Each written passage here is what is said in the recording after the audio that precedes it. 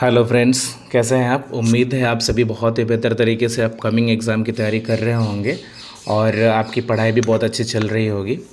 अभी हम लोग डे 1 डे 2 और डे 3 हमने क्लास किया हुआ था और सॉरी कि लास्ट 20-25 दिनों में कुछ प्रॉब्लम हो गया जिसकी वजह से मैं वीडियो नहीं डाल पा रहा था। अभी से कोशिश करूँगा कि ये कंटिन्यू रहे। तो अभी ये क्लास 4 हम आपके लिए लेकर आ रहे हैं, बुलियन अलजेब्रा लॉज। इसमें बुलियन अलजेब्रा नॉर्मल अलजेब्रा से कैसे अलग होता है और उसके नॉर्मल अलजेब्रा से जो हम लोग मैथमेटिकल अलजेब्रा पढ़ते हैं उससे कैसे अलग होता है उसका डिस्कस करेंगे और इसमें क्या क्या लॉज होते हैं उसको हम लोग डिस्कस करेंगे। क्लास के बाद इस वीडियो में नहीं, हम नेक्स्ट वीडियो में इसका सिंप्लीफिकेशन, बुलियन अलजेब्रा लॉ का सिंप्लीफिकेशन और एमसीक्यूज़ वगैरह भी लेकर के आएंगे, तो उसके लिए एक अलग से वीडियो बनेगा। अभी फ़िलहाल के लिए हम यहाँ बुलियन अलजेब्रा लॉ को समझ रहे हैं बेहतर तरीके से, ताकि जो आपको एमसीक्यूज़ वगैरह मिले उसमें रिवाइज कर सकें आप और उसको बेहतर तरीके से और डीप समझ सकें। शुरू करते हैं। बुलियन अलजेब्रा होता क्या है। तो बुलियन अलजेब्रा एक मैथमेटिकल सिस्टम है जिसका यूज़ किया जाता है लॉजिक सर्किट्स को एनालाइज और सिंप्लीफाई करने के लिए। और इसमें जो यूज़ करते हैं वो वेरिएबल कौन सा यूज़ होता है, वो इसमें बाइनरी वेरिएबल्स यूज़ होते हैं। वेरिएबल्स के तौर पे हम लोग generally A B C X Y वगैरह यूज़ करते हैं। वेरिएबल्स जो होते हैं वो सिर्फ दो वैल्यू एक्सेप्ट करते हैं। कौन कौन से? ज़ीरो, इसका मतलब होता है फॉल्स, और 1 जिसका मतलब होता है ट्रू। फॉल्स, इसको ज़ीरो को हम लोग लॉजिक लो भी बोलते हैं, लॉजिक लो, और इसको लॉजिक हाई भी बोलते हैं, लॉजिक हाई। एक और इसको जिस बोलते हैं हम लोग, दैट इज़ इसको बोलते हैं लो वोल्टेज। इसको लो वोल्टेज भी बोलते हैं और इसको हाई वोल्टेज भी बोलते हैं, हाई वोल्टेज। ठीक है। ऑपरेशंस जो इसमें यूज़ किया जाता है दैट इज़ एंड, और नॉट। एंड को डॉट से डिनोट किया जाता है, और को प्लस से डिनोट किया जाता है, और नॉट को इसको बोलते हैं लोग इन्वर्स का सिंबल बोलते हैं, और ये बार होता है। इन्वर्स या बार से नॉट को इंडिकेट किया जाता है। कई बार आपको ये इन्वर्स लिखा हुआ मिलेगा। अगर वेरिएबल ए मान ले तो ए इन्वर्स लिखा हुआ मिलेगा इस सिंबल, या फिर ए बार लिखा हुआ मिलेगा। तो दोनों का मतलब एक ही है, नॉट को इंडिकेट करने के लिए यूज़ किया जाता है। इसका पर्पस क्या होता है? सिंपली इसका पर्पस होता है कि लॉजिक जो एक्सप्रेशंस हो उसको सिंप्लीफाई किया जाता है। सिंप्लीफिकेशन इसको यूज़ करके किया जाता है। हार्डवेयर जो है उसको रिड्यूस करने के लिए बुलियन अलजेब्रा का यूज़ किया जाता है, और सर्किट के एफिशिएंसी को इम्प्रूव करने के लिए भी बुलियन अलजेब्रा का यूज़ किया जाता है। अभी हमने जस्ट डिस्कस किया कि बुलियन वेरिएबल्स कौन कौन से यूज़ होते हैं, लॉजिक बुलियन जो कॉन्सेप्ट्स होते हैं, कॉन्स्टेंट्स होते हैं, वो कौन कौन से यूज़ होते हैं, मैंने जस्ट बताया पिछले स्लाइड में। जैसे नॉर्मल अलजेब्रा में होता है ए इजकल टू 2a के बराबर ए नहीं है, ए नॉट इजकल टू 2a, मतलब यहाँ भी ए जो है वो 2a के बराबर नहीं है जैसे नॉर्मल अलजेब्रा में होता है। क्योंकि हालांकि यहाँ देख लीजिए ए प्लस ए जो होता है नॉर्मल अलजेब्रा में 2a होता है, लेकिन यहाँ बुलियन अलजेब्रा में ये सिर्फ a plus A equal to A ही होगा। ठीक है। तो ये मेन बुलियन सॉरी, कई बार ऐसा होता है कि हम बोलना कुछ और चाहते हैं और हमसे बोला कुछ और जाता है। तो हम ये क्या कहना चाह रहे थे कि कई बार होता है कि बुलियन अलजेब्रा में मल्टीपल वेरिएबल्स को हम लोग जितनी बार सिंप्लीफाई करेंगे, जैसे जैसे सिंप्लीफिकेशन करेंगे उसमें मल्टीपल वेरिएबल्स और मल्टीपल कांस्टेंट्स को अवॉइड किया जाता है, उसको इग्नोर किया जाता है, और उसके लिए अलग अलग रूल्स अवेलेबल हैं। तो रूल्स याद रखना बहुत ज़रूरी है। वेरी शॉर्ट में हम लोग रूल्स को कवर करेंगे और आपको इसको याद करने की ज़रूरत है। इसमें कोई कॉम्प्रोमाइजेशन नहीं है, बस आपको याद करना ही पड़ेगा इसको। तो बेसिक लॉ जो है वो हेल्प क्या करते हैं, बुलियन अलजेब्रा जो है बेस्ड है बेसिक लॉज पे, और वो हेल्प किस में करते हैं आपको? सिंप्लीफिकेशन में, प्रूफ करने में, और सर्किट को डिज़ाइन करने में। मेन कैटेगरीज कौन कौन से हैं लॉज के? ये आइडेंटिटी लॉ, नल या डोमिनेंस लॉ, इसको हम लोग बोलते हैं एनलमेंट लॉ भी बोलते हैं, एनलमेंट लॉ। आइडेम्पोटेंट लॉ है तीसरा। चौथा कॉम्प्लीमेंट लॉ। पांचवा है इन्वर्सन लॉ या इसको इन्वोल्यूशन लॉ भी बोलते हैं। छठा है कम्यूटेटिव लॉ। सातवां एसोसिएटिव लॉ है। आठवां डिस्ट्रीब्यूटिव लॉ। नौवां एब्जॉर्प्शन लॉ और 10वां डी मॉर्गन लॉ। तो डी मॉर्गन लॉ जो होगा इसका हम लोग थोड़ा सा एडवांस वर्जन भी यहाँ देखेंगे, एक्सटेंडेड वर्जन, जब हम लोग डी मॉर्गन्स लॉ पे आएंगे। तो चलिए शुरू करते हैं। वेरी फर्स्ट लॉ से, दैट इज़ आइडेंटिटी लॉ। तो आइडेंटिटी लॉ ये बताता है कि एक वेरिएबल है और ज़ीरो एक कांस्टेंट है। अगर एक वेरिएबल और एक कांस्टेंट को के साथ और परफॉर्म करते हैं तो ये रिज़ल्ट सिर्फ वो एक वेरिएबल आता है, ज़ीरो ख़त्म हो जाता है। जब एक वेरिएबल और एक कांस्टेंट को मल्टीप्लाई करते हैं, मतलब एंड परफॉर्म करते हैं, तो इसका रिज़ल्ट वो सिर्फ वेरिएबल रह जाता है। इसका मेन यूज़ क्या होता है? अननेसेसरी जो कांस्टेंट्स होते हैं, यहाँ पे आप देख रहे हैं कि अननेसेसरी जो कांस्टेंट्स हैं उसको रिमूव कर दिया और रिजल्ट सीधे सिर्फ वेरिएबल्स रह गया। ठीक है। नेक्स्ट लॉ है नल या डोमिनेंस लॉ। इसको हम लोग एनलमेंट लॉ भी बोलते हैं, जैसा मैंने इससे पहले वाले स्लाइड में बताया था। इसका लॉ है एक वेरिएबल्स के साथ जब एक कांस्टेंट को प्लस करते हैं, अगर 1 प्लस होगा तो ये ऐसे केस में ये होगा 1। आप देख सकते हैं कि ए के साथ जब मल्टीप्लाई 1 हो रहा था, ये किस में था? That was identity law. ये आइडेंटिटी लॉ है। और इस लॉ में जब हम ए को 1 के साथ मल्टीप्लाई कर रहे थे तो ये 1 हो जा रहा था।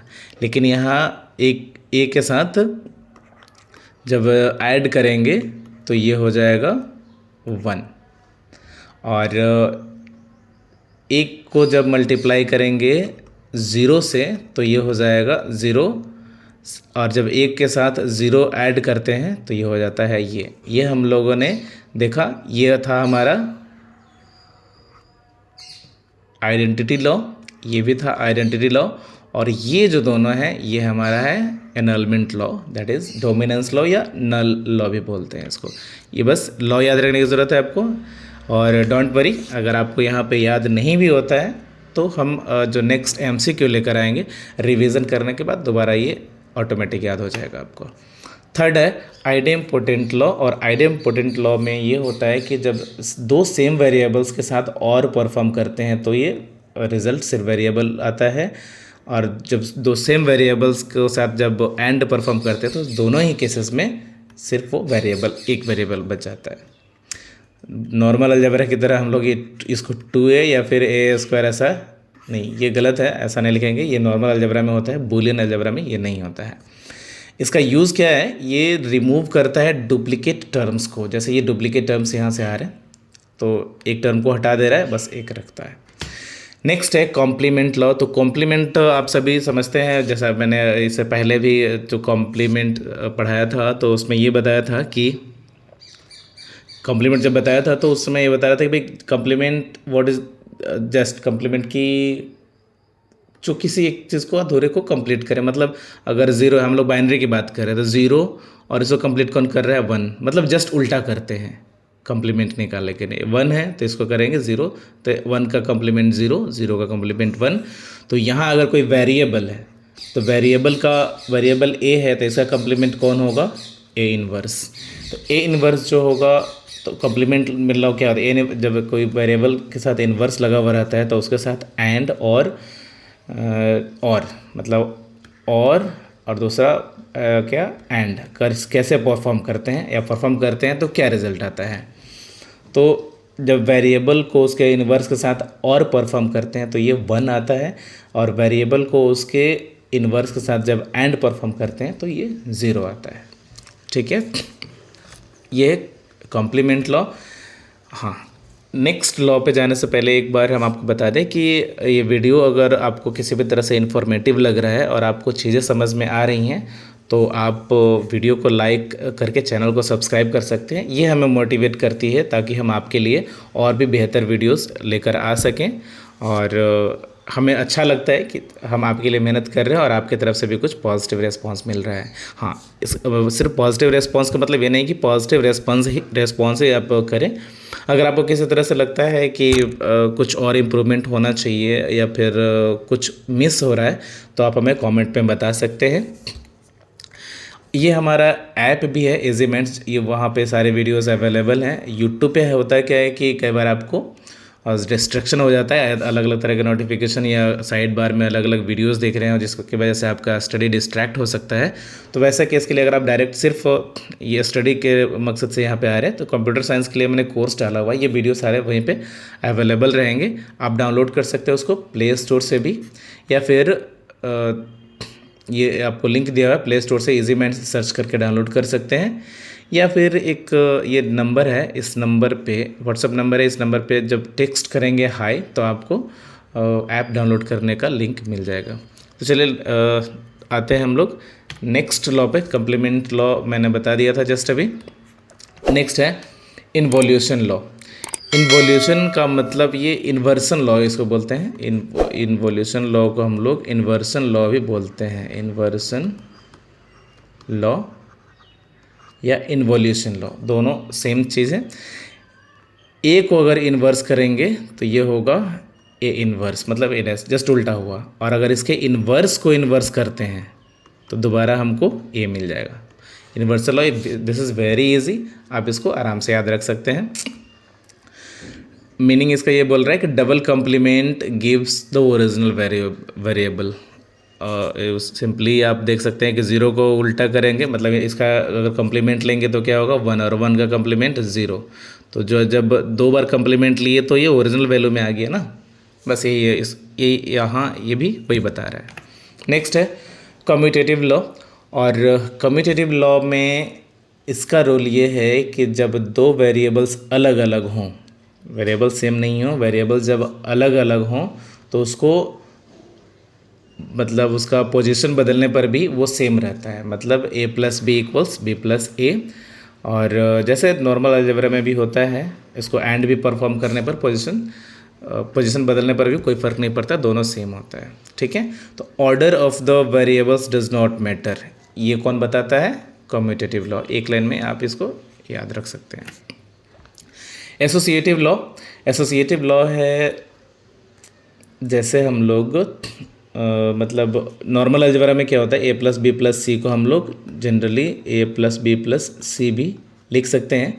तो एसोसिएटिव लॉ में भी बस इसका यही कहना है कि a + b + c में को हम लोग पहले ऐसे और फिर बाद में ऐसे भी लिख सकते हैं, दोनों सेम है, दोनों में कोई अंतर नहीं है। सेम विथ एंड, और परफॉर्म करेंगे तो भी ये यहाँ ध्यान देने वाली बात यह है कि यहाँ 3 वेरिएबल्स हैं।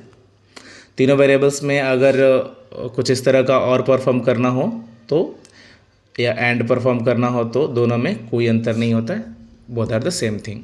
Grouping does not effect the result. अगर किसी भी 2 वेरिएबल्स को आप ग्रुप करके किसी थर्ड को अनग्रुप कर रहे हैं तो उससे कोई भी फ़र्क नहीं पड़ता है, रिजल्ट को इफेक्ट नहीं पड़ता है। ये एक लाइन में आप इसको याद रख सकते हैं।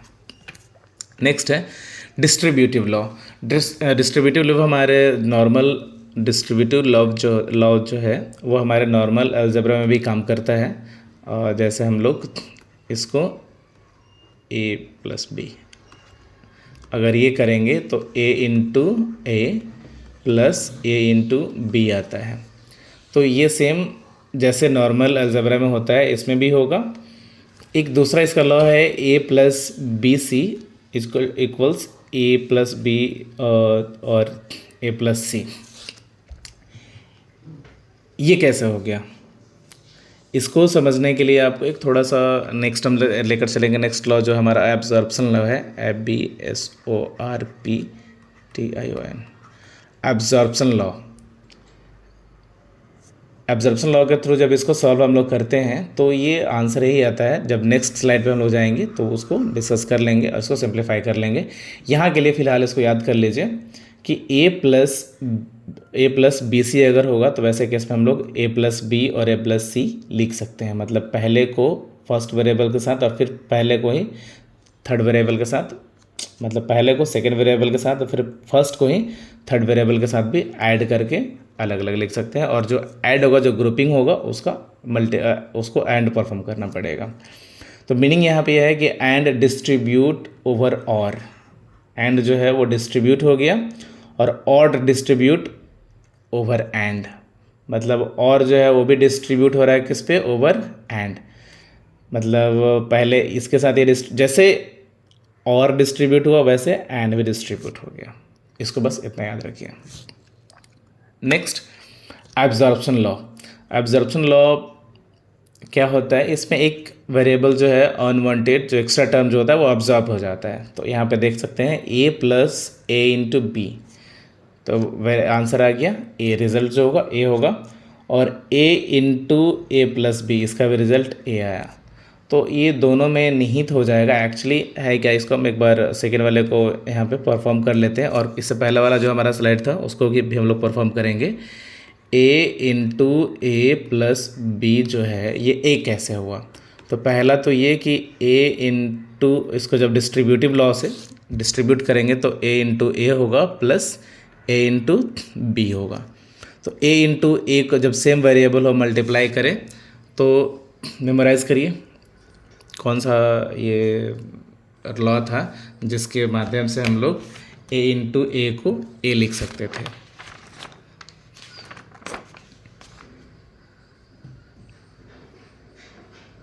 क्या रह गया, नहीं याद आ रहा, चलिए हम बता दे रहे हैं। ये है आइडेम्पोटेंट लॉ। यहाँ हम लोग हम लोगों ने देखा था आइडेम्पोटेंट लॉ।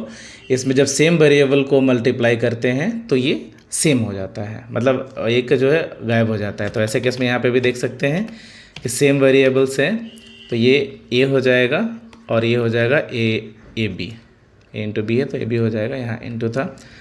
अब यहाँ ऑब्जर्प्शन लॉ काम आएगा ये वाला, तो ये ऑब्जर्प्शन लॉ के अकॉर्डिंग इसका वैल्यू क्या हो जाएगा, a। तो यहाँ पे आप देख सकते हैं कि a into A plus B, ऐसे केस में भी a होगा, और a into A plus A into B a होगा। अब हमने जस्ट बताया था कि ऑब्जर्प्शन लॉ में जब हम चलेंगे तो इसको सॉल्व करेंगे, a प्लस बी और a इंटू सी। हालांकि ये डायरेक्ट आप लिख सकते हैं क्योंकि ये डिस्ट्रीब्यूटिव लॉ है, और डिस्ट्रीब्यूटिव लॉ का मतलब सीधे एंड डिस्ट्रीब्यूट्स ओवर और एंड जो होता है वो डिस्ट्रीब्यूट और के ऊपर होता है, और फिर और का जो डिस्ट्रीब्यूशन होता है वो एंड के ऊपर भी हो सकता है। तो यहाँ हमारे पास पहले और था और एंड को डिस्ट्रीब्यूट किए, और यहाँ हमारे पास एंड है जिसको और के ऊपर डिस्ट्रीब्यूट किए, ये और है जिसको एंड के ऊपर डिस्ट्रीब्यूट किए। तो ये हो सकता है, लेकिन अगर हम इसको सॉल्व करें a प्लस बी और a प्लस सी, तो इसको भी जब हम सॉल्व करेंगे तो पहले देखिए a इंटू ए आता है plus b into A plus again a into b, a को a से, फिर b को a से कर दिया, फिर a को c से, a into C plus b into C. अब a का मतलब तो ये a हो गया आइडेम्पोटेंट लॉ, इसको a भी हम लोग लिख सकते हैं, प्लस a सी और बी सी है, तो इसको हम लोग ए सी लिखते हैं और प्लस बी सी लिखते हैं। यहाँ पे आप देख सकते हैं a प्लस ए बी का मतलब अगर कोई भी एक वेरिएबल जो है एक्स्ट्रा है तो एब्जॉर्प्शन लॉ जैसा हमने बताया यहाँ पे, उसके लिए हम लोग a लिख सकते हैं और प्लस ए सी है, तो इसको दोबारा ऐसे लिखते हैं a plus A C plus B C. Next हम लोग देखेंगे तो ये a हो गया और प्लस ए सी, चूँकि एक दूसरा वेरिएबल है तो इसको हम लोग गायब कर सकते हैं। तो a प्लस ए सी का मतलब हो जाएगा सिर्फ a, ये ऑब्जर्व हो जाएगा c, तो बच जाएगा दोनों के लिए a और प्लस हो जाएगा बी सी। अब ये तो दोनों में कोई एक वेरिएबल कॉमन नहीं है, इसलिए ये हो जाएगा हमारा रिजल्ट, आंसर हो जाएगा। तो यहाँ आप देख सकते हैं a प्लस बी सी हमारे पास है अवेलेबल, तो ये डायरेक्ट लिखा हुआ है अकॉर्डिंग टू द रूल, ये भी पॉसिबिलिटी, ये भी किया जा सकता है। ठीक है, नेक्स्ट हम लोग चलते हैं डी मॉर्गन्स लॉ पे, डी मॉर्गन्स थ्योरम। ये थ्योरम क्या बताती है कि जो इसका की रोल है कि कॉम्प्लीमेंट ईच वेरिएबल, सभी वेरिएबल्स को कॉम्प्लीमेंट कर देता है, और जब कॉम्प्लीमेंट करता है उसके बाद क्या कर लेता है, ये जो ऑपरेटर है उसको चेंज कर देता है। मतलब अगर और है तो उसको नॉट कर देगा, और अगर नॉट है तो उसको और कर देगा। ठीक है, तो रूल्स देखिए, यहाँ पे हम लोग ब्रेक कर देते हैं ऐसे ऐसे। इसका मतलब ये है, ये मल्टीपल टाइम्स लिखा गया है, चलिए ठीक है, इसको छोड़ दो और इसको भी ख़त्म कर देते हैं। पहला रूल्स इसका ये है कि अगर ग्रुप है और उसको इन्वर्स कर रहे हैं, और मतलब ये पहले क्या है वेरिएबल्स हमारा, पहले हमारा वेरिएबल्स को वेरिएबल्स के साथ और परफॉर्म कर रहे हैं और ग्रुप करके इन्वर्स कर दे रहे हैं। तो उसमें क्या करना है कि कंप्लीमेंट ईच वेरिएबल, सभी वेरिएबल्स को कंप्लीमेंट किया तो ए का वेरिएबल ए इन्वर्स हो जाएगा और बी का बी का कंप्लीमेंट बी डैश हो जाएगा, और ऑपरेटर को क्या करना है, चेंज कर देना है, तो दैट इज़ ये एंड हो जाएगा। तो ये रिज़ल्ट हमारा ऐसा आ गया, मतलब जो जोड़ में है उसको गुना में कर दिए, और यहाँ भी इसको हटा देते हैं, यहाँ पे कुछ मल्टीपल टाइम्स ये पीपीटी बनाते टाइम मल्टीपल टाइम्स पेस्ट हो गया। ठीक है, ये सारे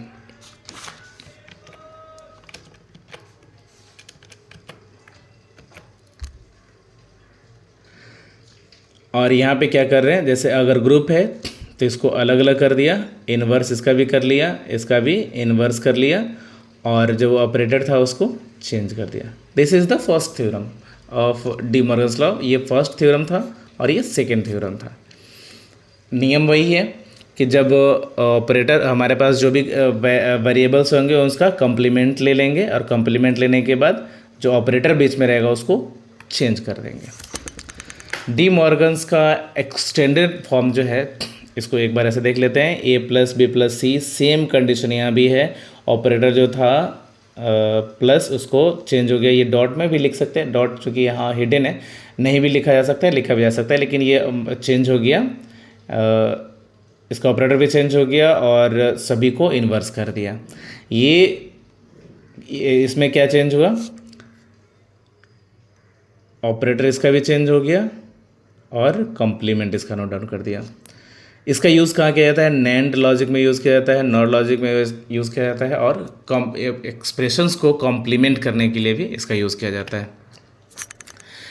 एक इतने सारे रूल्स के बाद एक जो छूट गया, that is duality, principle of duality. Principle of duality करते कैसे हैं, जब कोई किसी वेरिएबल के लिए किसी भी एक्सप्रेशन को जब हमको डुअलिटी उसका करना हो, डुअल निकालना हो, तो उसका डुअल निकालने के लिए हम लोग देखिए यहाँ पे एग्जांपल दिया हुआ है, जस्ट इंटरचेंज।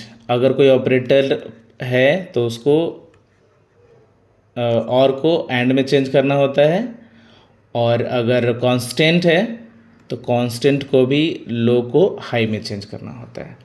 जो वेरिएबल्स होंगे वो अनचेंज होगा, वेरिएबल्स को चेंज नहीं करना है। तो अगर जैसे हमारे पास पहला एक्सप्रेशन मिला a प्लस 0 इक्वल्स a, इसको अगर हमको इसका डुअल फॉर्म निकालना है, डुअल फॉर्म, तो आप देख सकते हैं नीचे दिया हुआ है, a वेरिएबल को चेंज नहीं करेंगे, ये जो का तो रहेगा, ऑपरेटर को चेंज करना है, प्लस है तो ये डॉट हो जाएगा, गुना हो जाएगा, मल्टीप्लाई हो जाएगा ये, और कांस्टेंट को भी चेंज करना होता है, और ये 0 से लो है तो ये हाई हो जाएगा, और वेरिएबल्स सेव का तेव रहेगा। ये कौन सा मतलब ये किस लॉ के तहत है और इसके लिए कौन सा लॉ है, ये हमारा मतलब डुअल निकालने का मतलब ये है कि एक्सप्रेशन चेंज, मतलब एक्सप्रेशन का जो वैल्यू हो वो चेंज भी ना हो, और हमारे पास उसका कोई एक दूसरा मेथड, मतलब उसका जस्ट सेकेंड वर्जन उसका मिल जाए हमको। तो इसके लिए हम लोग ये यूज़ करते हैं, और according to the law both are right, कोई भी गलत नहीं है। तो a प्लस 0 ये कौन सा हमारा लॉ था, याद करिए, जस्ट रिवाइज। ये था हमारा सबसे पहला लॉ, और वो था आइडेंटिटी लॉ। दिखा देते एक बार, ये है आइडेंटिटी लॉ, जिसमें होता है a प्लस 0, और लास्ट वाला जिसको मैंने इन्वर्स किया तो वो भी है आइडेंटिटी लॉ का ही हिस्सा है। ठीक है, और ये हो गया डुअलिटी। उसके बाद आता है कॉन्सेंसस थ्योरम। कॉन्सेंसस थ्योरम इसमें मतलब वो जनरली क्या होता है कि जो रिडंडेंट है, ऐसा कोई वेरिएबल जो मल्टीपल टाइम्स आ रहा है उसको रिमूव किया कर दिया जाता है। B C is redundant and can be removed. तो यहाँ पे देख सकते हैं एक्सप्रेशन है A B plus A inverse C plus B C. इसमें क्या हुआ कि ये चूँकि बी यहाँ भी है और सी यहाँ भी है, तो ये चूँकि रिडंडेंट हो रहा था, रिपीट हो रहा था, इसलिए इसको रिमूव करके फाइनल रिजल्ट ये दे दिया। तो कॉन्सेंसस थ्योरम का इसके लिए मतलब इसका मेन रूल यही होता है। और यूज़ क्या है इसका, लॉजिक मिनिमाइजेशन के लिए और हैज़ार्ड जो भी एक्स्ट्रा मतलब रिडंडेंट या नॉन रिलेवेंट चीज़ें जो होगी, वेरिएबल्स होंगे, उसको रिमूव करने के लिए इसका यूज़ किया जाता है। सिंप्लीफिकेशन के लिए कैसे यूज़ किया जाता है वो हमने एग्जांपल के साथ देखा है, फिर भी मतलब एक एग्जांपल के तौर पे यहाँ पे बता दे रहे हैं। जैसे अगर सिंप्लीफिकेशन करना हो इसको तो जनरली ए लिख सकते हैं एब्जॉर्प्शन लॉ का यूज़ करके। दूसरा है ये भी ये है डिस्ट्रीब्यूटिव लॉ। अब इसको सिंप्लीफाई करने के बाद हमको फिर ये कैसे आएगा, let's solve it, A into A plus B. आपके लिए ये कमेंट में दे रहे हैं, मतलब आपके लिए एक होमवर्क है एक तरह से, इसको सॉल्व करिए और बताइए कि ए इंटू ए प्लस बी ए कैसे आएगा। होमवर्क है, कमेंट में आप इसका रिप्लाई कर सकते हैं। और नेक्स्ट है कुछ मिस्टेक्स जो हैं वो जो कॉमन मिस्टेक्स जब एग्ज़ाम के टाइम में आप लोग कर लेते हैं, उसको मैंने यहाँ पे हाईलाइट कर लिया है। अगर आपको कहीं भी ये जो है प्लस है तो इसको नॉर्मल अरिथमेटिक की तरह यूज़ नहीं करना है। चेंज ऑपरेटर जो कई बार आप लोग भूल जाते हैं कि ऑपरेटर को चेंज करना है डी मॉर्गन थ्योरम में, जब उसका इन्वर्स करेंगे, लेकिन कई बार अगर ऑपरेटर चेंज नहीं करते हैं तो फिर वो गलत हो जाएगा। ए प्लस ए टू है, ये तो वेरी कॉमन मिस्टेक है, ये तो खैर बहुत सिली है, नहीं किया जा सकता। ऑब्जर्प्शन लॉ को कई बार हम लोग ध्यान नहीं रख पाते, जैसे ए प्लस ए इंटू बी है तो ऐसे केस में ये ए हो जाएगा, बी ऑब्जर्व हो जाता है, ऑब्जर्व हो जाता है। डुअल फॉर्मेशन जो अभी लास्ट में सबसे हमने बताया था, कई बार वो लोग नहीं बना पाते हैं, तो डुअल फॉर्मेशन यहाँ पे देख लीजिए, ए प्लस जीरो इक्वल टू, अगर ए है ये पहले से दिया हुआ है, इसका अगर हमको डुअल फॉर्मेशन निकालना है तो इसके लिए हम लोग क्या करेंगे, वेरिएबल चेंज नहीं होगा, ऑपरेटर चेंज होगा और ये कांस्टेंट भी चेंज होगा और वेरिएबल चेंज नहीं होगा। ये है हमारा डुअल फॉर्मेशन। कोई भी एक्सप्रेशन जब हमारे पास अवेलेबल हो उसका डुअल फॉर्मेशन हम लोग ऐसे करेंगे। नेक्स्ट है बुलियन लॉज का, चलिए एक देख लेते हैं कि हेल्प क्या करता है। Reduce number of gates, reduce करता है पावर कंजप्शन भी। इससे भी क्वेश्चंस आते हैं कि बुलियन अलजेब्रा लॉज का क्या यूज़ है डिजिटल सर्किट में, क्या इंपॉर्टेंस है। तो ये इसको याद रखना बहुत ज़रूरी है। नंबर ऑफ गेट्स को रिड्यूस करता है, पावर कंजप्शन को रिड्यूस करने के लिए भी बुलियन अलजेब्रा का यूज़ किया जाता है। स्पीड इंक्रीज़ करता है, जब हमारे पास ऑलरेडी गेट्स कम रहेंगे, हार्डवेयर्स कम रहेंगे तो स्पीड इंक्रीज़ होगा। और जो लॉजिक डिज़ाइन है, जो भी हम लोग लॉजिक इलेक्ट्रॉनिक्स या गेट्स डिज़ाइन कर रहे हैं, उसको ये सिंप्लीफाई करने के काम आता है। तो आज के लिए बस इतना ही, और वीडियो को लाइक और चैनल को सब्सक्राइब करना ना भूलिएगा। हम ऐसे ही next videos, next chapter, next topics पे लेकर आते रहेंगे। तो thanks for watching the video. Have a nice day, keep studying.